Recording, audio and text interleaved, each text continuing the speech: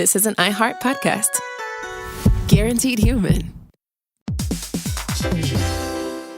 Dell PCs with Intel Inside are built for the moments that matter, for the moments you plan and the ones you don't. Built for the busy days that turn into all-night study sessions, the moment you're working from a cafe and realize every outlet's taken. Yeah, the times you're deep in your flow and the absolute last thing you need is an auto update throwing off your momentum. That's why Dell builds tech that adapts to the way you actually work. Built with a long-lasting battery so you're not scrambling for the closest outlet, and built-in intelligence that makes updates around your schedule, not in the middle of it. That's right. They don't build tech just for tech's sake. They build it for you. Find technology built for the way you work at Dell.com/Dell PCs. Built for you. Introducing the all-new Mazda CX-5, featuring more connection. Hey Google, where's the nearest Pilates class? Safety that has your back. More discovery on the scenic routes. More passion in the details. And more control in changing weather. The all-new Mazda CX-5. More to move every side of you. See it in 5 films at MazdaUSA.com/5sides. Google is a trademark of Google LLC. Sequences shortened and simulated. Welcome to Stuff You Should Know from HowStuffWorks.com.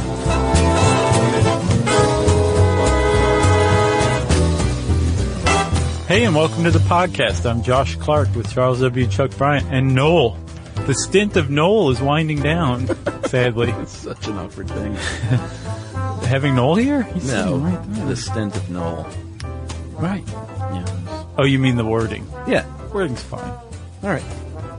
How you doing? I'm fine. Just like that wording. I'm sleepy. Why about? I've just been staying up late writing until 1 and 2 in the morning like a dope. I'm 17. Oh, yeah? Yeah. A manifesto? No. No, just staying up too late, typing. That's neat. Do you drink wine while you type? Last night it was Bullet Bourbon. Yeah. And then you're just like, I'm not typing words correctly anymore, and then you know it's time for bed? You get on a roll, and then you look up, and it's 2 a.m. Nice, man. I'm glad to hear that. 6:30 rolls around, and here we are. That's awesome. Yeah. That's great. So your creative juices are flowing? They're flowing, baby. You know who else's juices were flowing and still flow through this universe? Carl Sagan. He was a creative science type. Yeah. And it made him kind of controversial. Man. It also made him beloved. Beloved, and I think one of the precursors to what we do, you know? Mm-hmm. In fact, there's a quote on him being an explainer, which I thought was very cool. Which is the geekiest term ever, but it's a good term. Science explainer. Yeah, he said, I think I'm able to explain things because understanding wasn't entirely easy for me. Some things that the most brilliant students were able to see instantly, I had to work to understand. I can remember what I had to do to figure it out. The very brilliant ones figure it out so fast. That sounds familiar. They never see the mechanics of understanding. Yeah. So I really identified with that. I'm like, man, that's kind of what we do, you know? We work really hard at understanding this because we're not experts. No. And he wasn't an expert on one thing. He covered that's what made him unique. Right. A lot of different facets of science. Yeah. Which you don't see much. No, you don't. I mean, it does pop up here and there, but if you think about the people who are like that, like Jared Diamond is a really good current example. Neil Tyson. Screech? No, that's Dustin Diamond. Oh, okay. Jared Diamond, man, I don't even remember what he's trained in. He's just such a generalist. Yeah. But he wrote like Guns, Germs, and Steel. Oh, that guy, yeah. Yeah, he's got a little Robert Bork beard. And really? Good guy. He's one. Neil deGrasse Tyson has definitely become one. Yeah. Although he's still very much an astrophysician, right? Yeah, but he's sort of talked about a lot of times in terms of being like Sagan, and not just because he rebooted Cosmos, which was Sagan's show, but because he's just the face of science, like he's the go-to guy. Sure. I mean, like he was the obvious choice for Cosmos because he was already so much like Sagan, following in those footsteps for sure. There's other guys. There's like Brian Greene as a science explainer, Bill Nye as a science explainer. Yeah, love Bill Nye. They're definitely out there for sure, but you make a good point that Sagan was one of the originals, if not the original. But the idea that he was somebody who was willing to draw parallels from different disciplines in science or bring them together to create something approachable for people to kind of invigorate people's love of science. I think it's amazing. Yeah, it made him beloved. It also just it made him not reviled. This is not the right word, but he was definitely criticized in the scientific establishment. In parts, for sure. Some people in the scientific establishment loved him, and some were like, "You're not doing much real research. For sure. You know, you're just sort of a face guy." And I poo-poo that entirely and say that he did a lot for science, and people like him are necessary, and I value their work. Okay. You're taking a stand, huh? Yeah, man. Carl Sagan's amazing. He's one of my heroes. Yeah, he's like, I watched Cosmos when I was 10 years old. I have never seen it. Oh, man. It was great. Yeah. I mean, it was a PBS show that had tens of millions of viewers. No, I know. Millions and millions. Yeah. That's your Sagan? Yeah, and you know what? He told Johnny Carson he never said billions and billions. Mm-hmm. He said billions upon billions, right? I never heard it. There's a supercut on YouTube of all of his billions, millions, and trillions from Cosmos, right? Cut to with a like hip hop music bed, and is that A Glorious Dawn? I don't remember the name of it. There's a video, a song that somebody created with him, a supercut of him. It's called Glorious Dawn. It's pretty great. Well, I never heard billions and billions in there. There's a lot of billions and millions and trillions. He loved those words. Right. But he said, I never specifically said billions and billions. And I didn't hear it either, so. He's a misunderstood genius. Yeah, it became, I think Carson did it first, or maybe it was Saturday Night Live. Yeah. And then that just became the thing. Billions and billions. Yeah.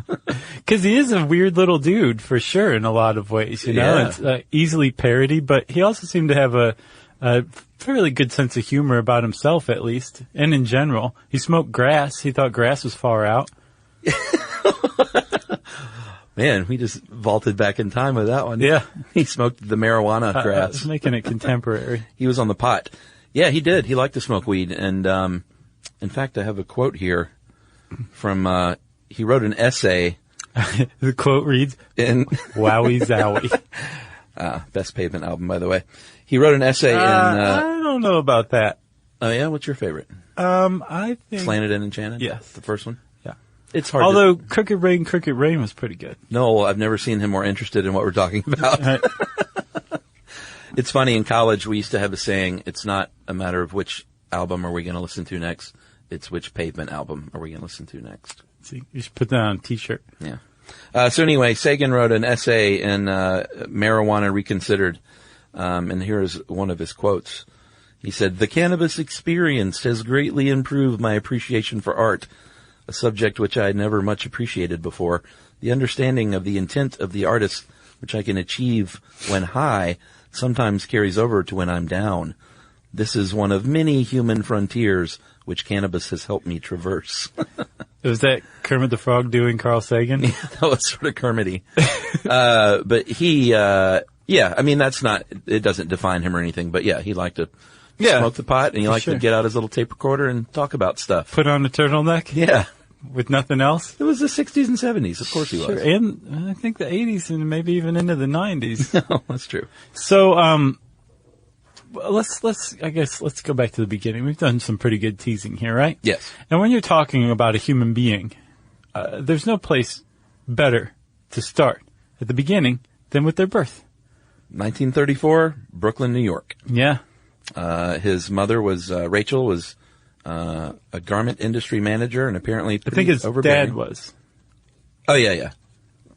But his mom was overbearing. Yes, mom was overbearing. Sorry, dad was a Ukrainian immigrant, Samuel, who worked as a garment industry manager. Mm-hmm. Because in 1934, they probably didn't hire women to do jobs like that. Right. Which is really stinky. So, and it's not like we've met the lady or anything and can report that she's overbearing. The idea that she's overbearing comes from this long-standing image of her she had very high hopes and high expectations and aspirations for Carl. Very well may have made the man. Yeah. You know? Moved to New Jersey, after a little while and, was voted the class brain at Rahway High School. And I thought this was interesting in this, what article is this, The New Yorker? Which one? Why Carl Sagan's truly irreplaceable? Yeah, or it's Smithsonian. By Smithsonian, Joel Achenbach. It was a great article, though. Mm-hmm. But they tracked down in 1953 a questionnaire from high school that he had to fill out on his own character traits. All right. And Sagan said he gave himself low marks for vigorousness, like with sports, an average rating for emotional stability, and the highest ratings for being dominant and reflective. I'm going to start using that vigorousness. Yeah. Man, I worked out this morning. I'm so vigorous.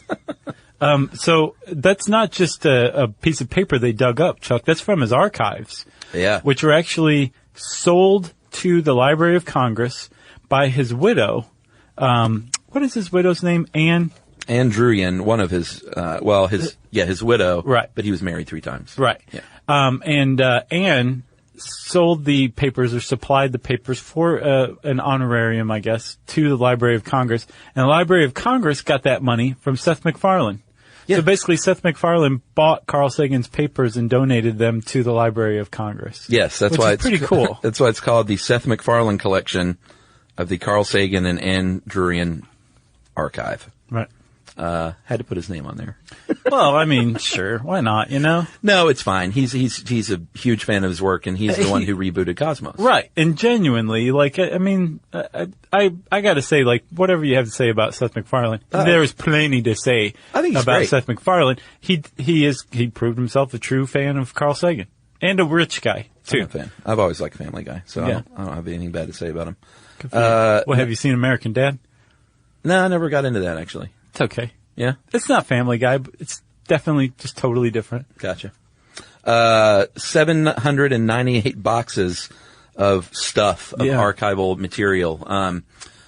The guy loved to log every conversation he ever had and every thought that ever entered his brain, mainly through cassette tape. Right. But I guess that was transcribed by other folks. Yeah, apparently that's Joel Achenbach says that his writing style was so conversational because he didn't write. He dictated into a dictaphone, and then it was transcribed, basically. Basically, he was like the Hunter S. Thompson of science.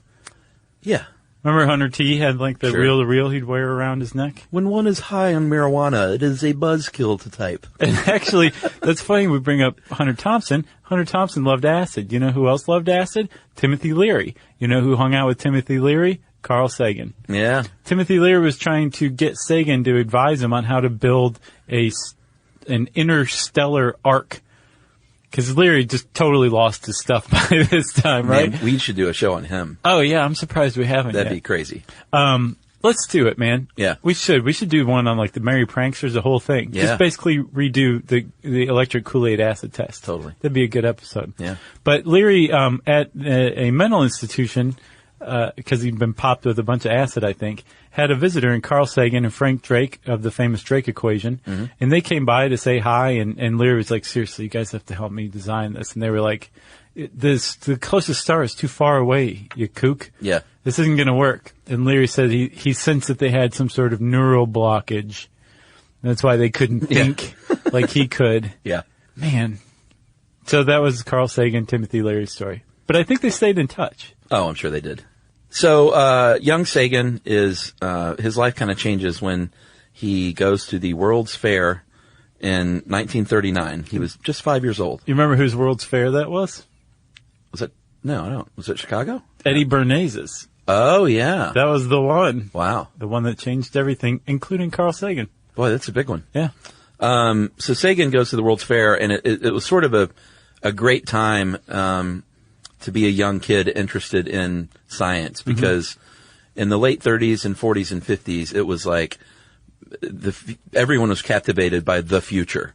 Right. There's this idea that science could do anything. Yeah. Anything, and very soon would. It was really exciting, and it was just a great time to be into it. It's what's his name? Oppenheimer? Mm-hmm.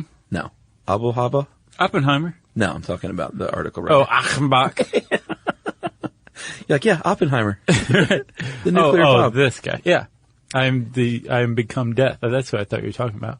In the article, he makes a great point about just that time period and how exploratory everything was, really from then, like through the 1970s. That was a great 40-year period, in science where basically there was funding and like anything's possible. We can do anything we want until they started to, I guess disprove things here and there.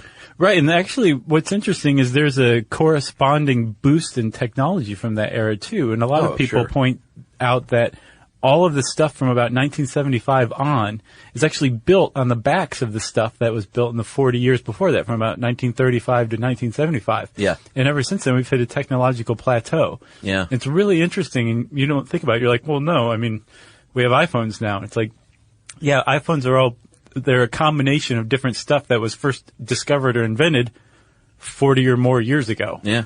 And basically everything's like that. We're in a slump right now. So it was not only a time where they thought science could do anything, science was doing just about anything. And we've since hit a plateau. And the author described him, I thought it was a great description, Sagan, as a nuanced referee, because a really cool thing about Sagan was he was very grounded in science and proof and facts, but he wasn't just a square and a skeptic, although he was a skeptic. And square. Yeah, but he was also like, he wanted to find life on other planets. Sure. And he didn't shut things down. No. And he was all about the discussion of everything, as long as you still did the research and were grounded in facts. As a matter of fact, and he did not believe in UFOs. He did not think that UFOs were extraterrestrial spacecraft. But in 1969, he mounted a conference on UFOs in which everyone apparently had their say. All sides. Yeah. It wasn't like we're mounting a conference on UFOs. You can come so the rest of us can poo-poo your ideas and beliefs. It was come and share your position on it. That's enormous. I mean, that in and of itself is worth remembering the person for. But this was 1969 before you'd even become like a household name or anything like it. Yeah, and I like to think we do that. And we still get emails, though. We got one today from people that said it's dangerous to even mention other schools of thought. That's dogmatic. Yeah, and I don't agree, man. That's dogmatic and closed-minded, and don't even email us with that crap. Yeah, just don't. Yeah. Don't even bother, because we're gonna make fun of you on the air. Yeah, because that's not what our show's about. Even if we don't believe something, we like to throw all sides out there because I think discussion is healthy no matter what. Sure. That's just me. Even when we were mocking crop circles, we still talked about crop circles, did we not? It's not like we just pretended like there wasn't such a thing as crop circles. That's right. And we have Carl Sagan to thank for laying that golden path in front of us. So, you want to take a break? I don't want to, but we have to. We need to, man. Yeah. Okay. All right. We'll be right back.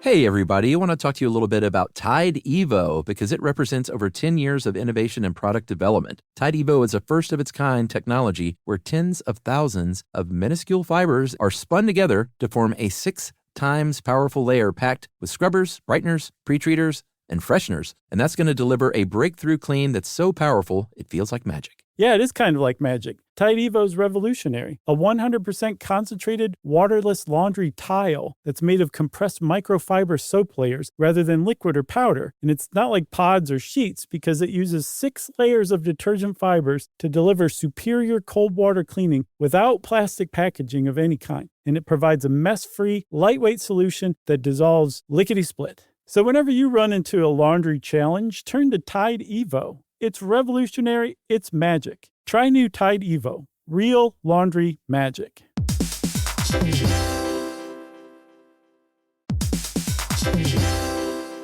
Dell PCs with Intel Inside are built for the moments that matter, for the moments you plan and the ones you don't. Built for the busy days that turn into all-night study sessions, the moment you're working from a cafe and realize every outlet's taken. Yeah, the times you're deep in your flow and the absolute last thing you need is an auto update throwing off your momentum. That's why Dell builds tech that adapts to the way you actually work. Built with a long-lasting battery so you're not scrambling for the closest outlet, and built-in intelligence that makes updates around your schedule, not in the middle of it. That's right. They don't build tech just for tech's sake. They build it for you. Find technology built for the way you work at Dell.com/Dell PCs. Built for you.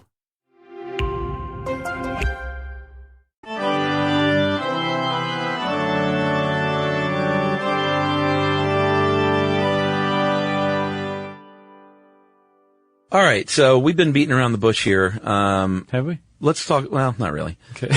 We've been getting into it, but Yeah. let's talk about some of the things that Sagan.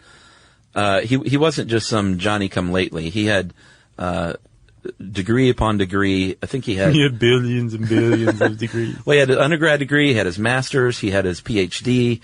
He was well versed in a lot of realms of science, but his big thing was astronomy. Right. He had 2 degrees in undergrad and master's in physics, and then a doctorate in astronomy. And he did a little stint at Harvard. Yeah. Didn't get tenure. No. So he's like, I'm out of here. Yeah. And Cornell was like, you come to us. Yes. And we will treat you like a god. And they did. And he settled in at Cornell and set up his own lab, right? The Laboratory for Planetary Studies. Yes. And that was when he really started to get going. He was doing side work for NASA at the time as well, doing consulting. He did that throughout his whole career. Formulas, that kind of stuff. Sure. When NASA is picking your brain about like the Apollo mission, you're doing pretty well for yourself. Yeah. As a scientist. But so he had this potential to really go as sciencey as he wanted to with this stuff. And he did in some ways, in a lot of ways, with his consulting with NASA. But he also kind of pushed NASA into humanities direction as well. Yeah. Like the Voyager discs. That's a really great example of it. Like he talked NASA into including discs on Voyager 1 and 2. Are you talking about the Golden Record? Yeah. Yeah. That are basically like, here's some stuff that represents humanity and Earth. Yeah, pretty much like if we ever do find life on Earth, we need to have something to offer them to represent us. Or life elsewhere, you mean? Yeah. Yeah. What'd I say? Life on Earth? Yeah. Yeah. There's life on Earth. It's pretty much documented as fact. Life out there, extraterrestrial life. He said we need to present ourselves in what Earth is like and what humans are like. So he included 115 images representing the diversity of life, and then sounds, basically. Like his wife literally, this is pretty out there. Mm-hmm. I don't know if marijuana had anything to do with it. I think so. Yeah, his wife Anne, she created her own sounds for the project. Basically, she meditated and then told the story of the universe by thinking it with her brain. Right. And then those brain waves were translated into music. And she said, my mind also wandered to my love of my husband. Mm-hmm. So that was translated. So that was her message that they blasted out into space, which is pretty far out. Right. But awesome. Messages of love. Sure, man. It's pretty neat. He wasn't afraid to show his tender side. No, he definitely wasn't. He was vulnerable in a lot of ways. And also on those discs, there's, I believe, etchings of a man and a woman. I think it's etched on the disc. And they're like laser disc size. They're super retro. Sure. And made of gold, which is pretty cool. And then there's basically a depiction of where Earth is in the Milky Way, I believe. So it's basically saying, we're here if you ever find this. Yeah. And then, of course, Voyager 1, I believe, got lost and awakened and became sentient, and then became a god to some beings. Remember in, I think, Star Trek 1, the first movie. I never saw those. V'ger. You never saw any of the Star Trek movies? Dude, I've never seen one episode of the TV show. I've never seen one episode of Next Generation. Yeah, no. The only Star Trek thing I've ever ingested was... Our apologies to Will Wheaton, by the way. was that first movie that J.J. Abrams did. I saw that. I saw the second one of that. I also saw, I think, Star Trek, maybe 1, 2, and 3. And in one of those, there's this god V'ger who's like this artificial intelligence, and they finally meet V'ger and realize that the Oya is blotted out, and it's really Voyager 1, the space probe. Wow. Yeah. That's pretty cool. I thought it was pretty neat, too. I'm not a Trekkie by any means, but they were still entertaining movies. I just never got into it. I was always a Star Wars guy. Not that they're mutually exclusive, but I don't know. It just didn't grab me. You know, who would have predicted that we go off on a Star Trek tangent in the Carl Sagan episode? Although I think I've told the story of working on a commercial with William Shatner. You have. Didn't he, bend you over a car and pretend to arrest you? No, that was Ponch. Oh, yeah. Hey, Shatner was T.J. Hooker. It could have happened. Yeah, he was great, though. He was awesome. He loved being William Shatner. Oh, yeah, man. You can tell that guy wears it like a suit. Yeah, he was awesome. Very nice guy. So, we're getting off track again here. Sagan was sciencey. There was actual science to stuff. As a matter of fact, the idea of the greenhouse effect is rooted partially in his work. Yeah, I mean, that had been around since the late 19th century, but he looked at like a planet like Venus and said, you know what, Venus is really hot. And I think why? It's because this greenhouse effect. And then because of that work, people started thinking, well, maybe Earth has a greenhouse effect going on too. Right. It really opened the door for that line of thought. It did. And he's correct. Earth definitely does have a greenhouse effect, and it's problematic. Correct. Another one that he's widely cited for is the fate-young sun paradox. I don't know if he was the one who first pointed this out, or if he just kind of built upon it. And it's still not fully solved yet. I think so. He and George Mullen figured this out? I'm pretty sure, yeah. So the idea is that Earth, early on in its history, was a ball of ice. But problematically, there was also some liquid water on Earth, too. It wasn't all ice. And this doesn't make much sense because the sun, as it stands now, is just about enough to keep Earth from being a frozen ball of ice. Yeah. But back then, when Earth was mostly a frozen ball of ice, the sun was only at like 70% of its luminosity. One of those. Yeah. Luminosity, right? Yeah. Sure.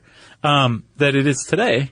And so it doesn't make sense that there should be any liquid water on Earth. And it's called the faint young sun paradox. And I believe they figured out, or Sagan and Mullen said, oh, well, it's the greenhouse effect. Yeah, and I don't think they ever fully settled on that. No, still, it's outstanding. Yeah.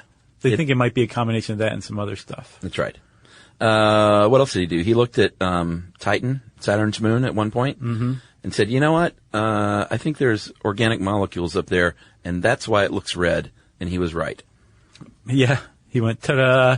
Yeah. So, I mean, he wasn't afraid to throw a wacky hypothesis out there, and that did not do him any favors in the scientific community either. No, because there is a definite arrogance associated with throwing out the hypothesis and not doing the work, leaving it to other people to do the work, and then you still get the credit for throwing the hypothesis out there. It's one of the main reasons why Sagan was highly criticized by some people in the scientific community. Yeah, there's in the Smithsonian article, they say there's sort of an unwritten rule among scientists. Thou shalt not speculate, thou shalt not talk about things outside your immediate area of expertise. That's a big one that he transgressed. Yeah, he was all over the place. And thou shalt not horse around on late night TV talk shows. Yeah, with Carson. Yeah, he was on Carson 24 times over a couple of decades, right, and was, like I said, sort of the Neil deGrasse Tyson. He was the go-to when anyone in the press needed anything for television. He was the guy. And anything that had anything even remotely to do with science, even if it had to do with theology, and somebody wanted a science's opinion of theology, go to Carl Sagan. Yeah. And so from Sagan's his point of view, he's just furthering science. What's the problem? Sure. From this other scientist's point of view, it's like, it makes it look like Carl Sagan is trained in everything from astrophysics, which he was, to theology and biology and anthropology and every ology in between. And he wasn't. True. There's some professional jealousy too, you know? Yeah. I think, you know how it is. Sure. Like he's getting all the press and other folks are stuck in a lab doing what they think is the real work. Right. So I kind of get it in a way, but I just think that people like Bill Nye and Tyson and Sagan are hugely necessary. Sure. You know, you got to have a face out there furthering it. You definitely do. You know? Yep. And you got to have a media outlet like Parade Magazine to put that face on. Yeah. That was his go-to for sure. Oh, was he in there a lot? Oh, yeah. It was... That's the Sunday insert, right? Yeah. Yeah. And that was like kind of the big joke, is that he stopped publishing in academic journals and started publishing in Parade Magazine. Yeah. And if you remember in our nuclear winter episode. Yeah, did he completely think of that? No. He just furthered it. He was part of a group that was organized that basically said, like, if you guys start setting off nuclear bombs, it's not going to be this thing that just ends. Like, there's going to be this thing called nuclear winter. And they hadn't done all the science yet before he went and wrote an article in Parade Magazine. and told the world about nuclear winter. And in the opinion of the scientists he was working with, like, really undermined their case because it sensationalized it. Yeah, but what it also did was it got your average Joe thinking about nuclear war and the Cold War, and maybe we shouldn't be zooming toward our own demise right at 100 miles an hour. Agreed, man. And that's the big back and forth about Sagan's legacy. Yeah. Or the actual work he did, too. Yeah, and you mentioned theology. He was famously spiritual agnostic. He was a spiritual agnostic, is how he defined himself. Yeah, he didn't classify himself as atheist. No, and the reason why, true to Sagan's own way, was that he could not scientifically prove that there was not God. So he said, how can I call myself an atheist? Yep. Which is it's pretty cool. And actually, he's the guy, supposedly, that coined the term extraordinary claims require extraordinary proof. That's what I hear. Does that go back to him? Mm-hmm. So he's like, skeptics love the dude. Oh, yeah. He's the father of the skeptic. But I think I don't know, I think he gives skeptics the good name. Sure. But he wasn't a poo-pooer. If you want to prove your bones to how hardcore a skeptic you are, you criticize Carl Sagan in the skeptic community. Oh, yeah? You can really show that you're a super skeptic. Right. Yeah. Sagan was a milquetoast as far as skeptics go. Yeah, because he would indulge other lines of thought. Right. But still require proof, but he wouldn't just shut it down right out of the gate. No. So we will get back to Carl Sagan right after these messages.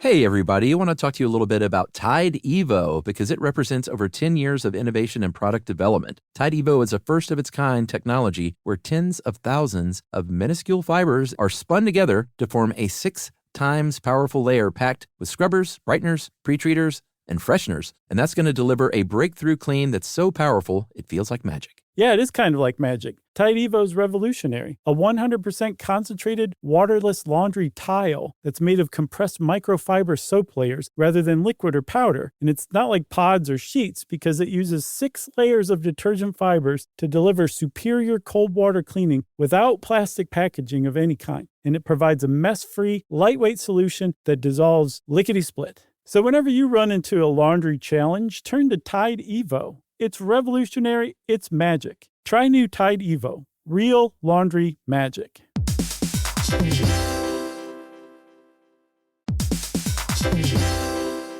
Dell PCs with Intel Inside are built for the moments that matter, for the moments you plan and the ones you don't. Built for the busy days that turn into all-night study sessions, the moment you're working from a cafe and realize every outlet's taken. Yeah, the times you're deep in your flow and the absolute last thing you need is an auto update throwing off your momentum. That's why Dell builds tech that adapts to the way you actually work. Built with a long-lasting battery so you're not scrambling for the closest outlet. And built-in intelligence that makes updates around your schedule, not in the middle of it. That's right. They don't build tech just for tech's sake. They build it for you. Find technology built for the way you work at Dell.com/Dell PCs. Built for you.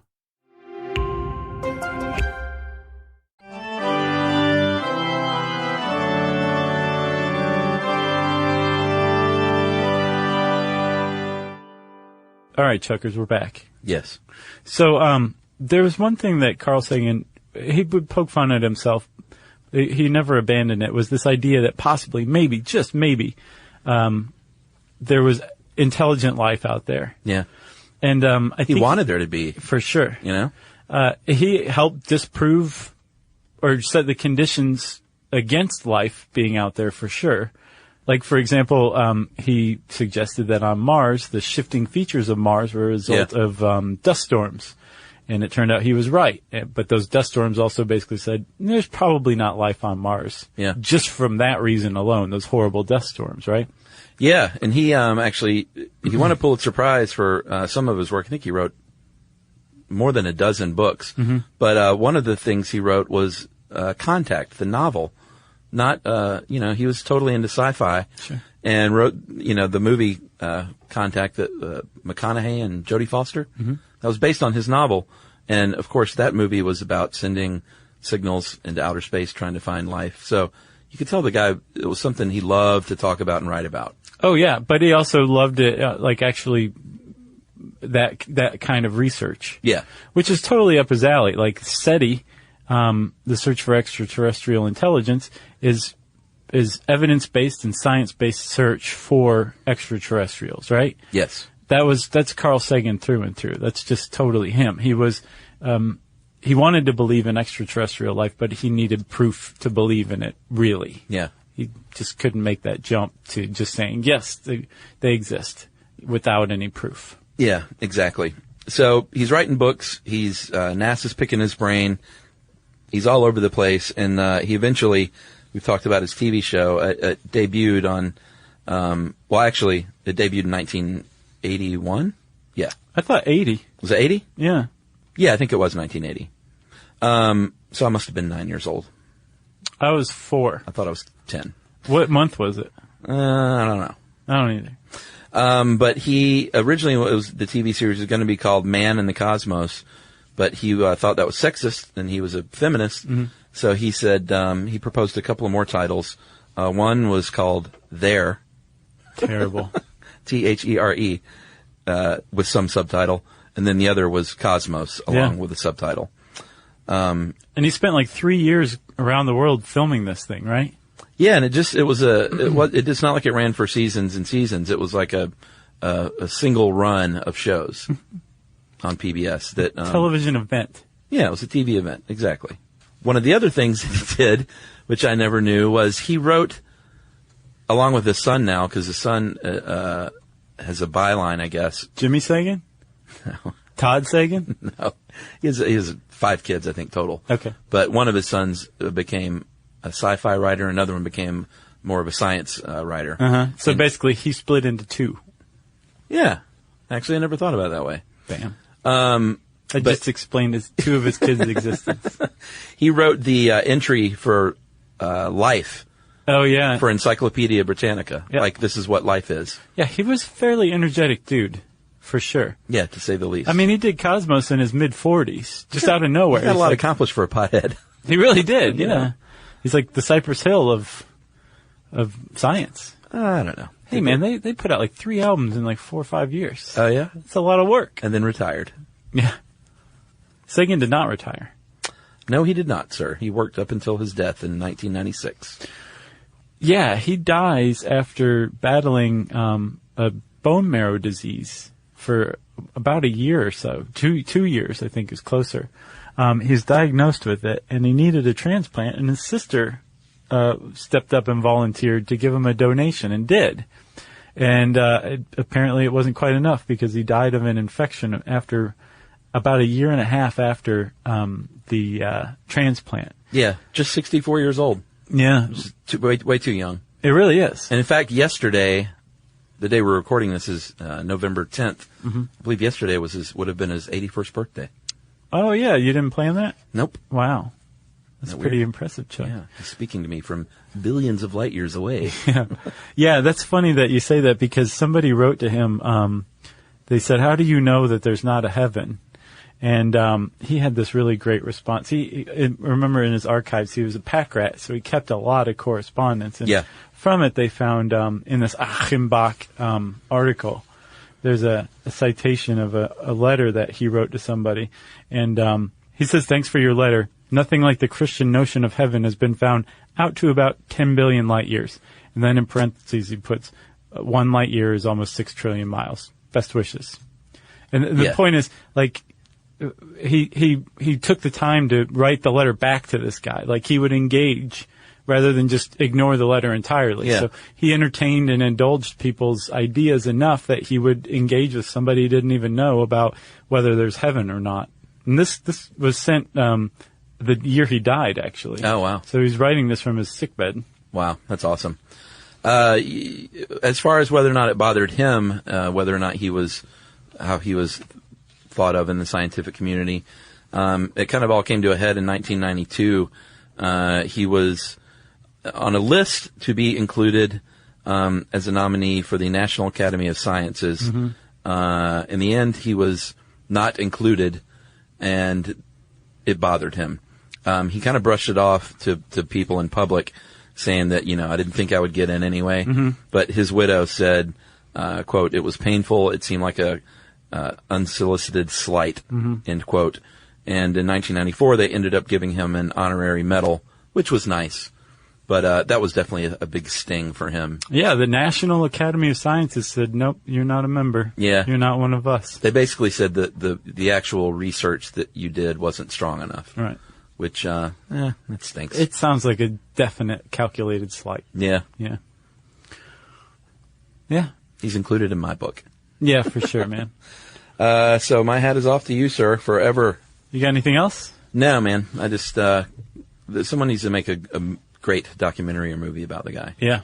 Starring Ashton Kutcher as Carl Sagan. That guy can play anybody. Yeah.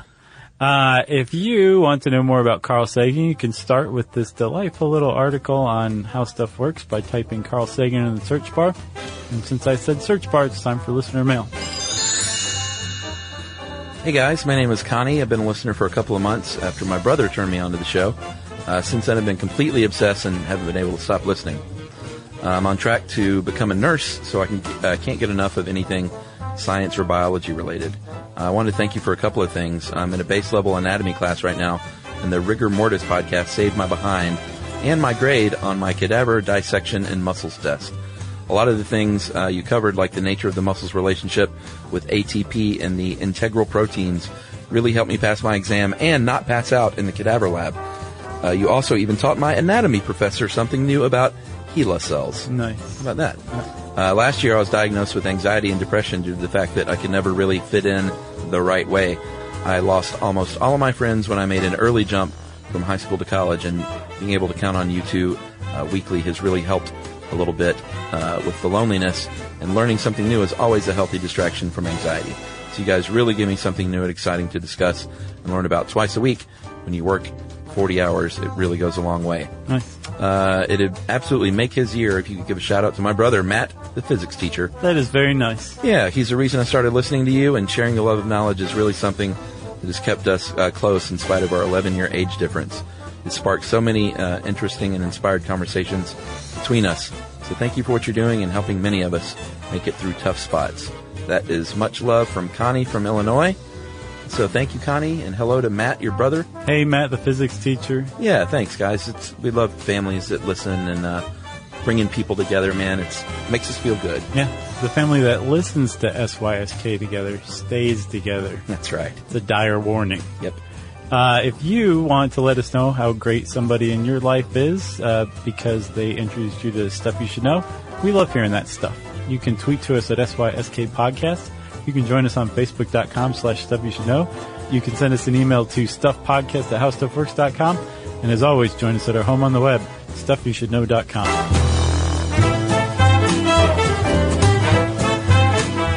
For more on this and thousands of other topics, visit howstuffworks.com.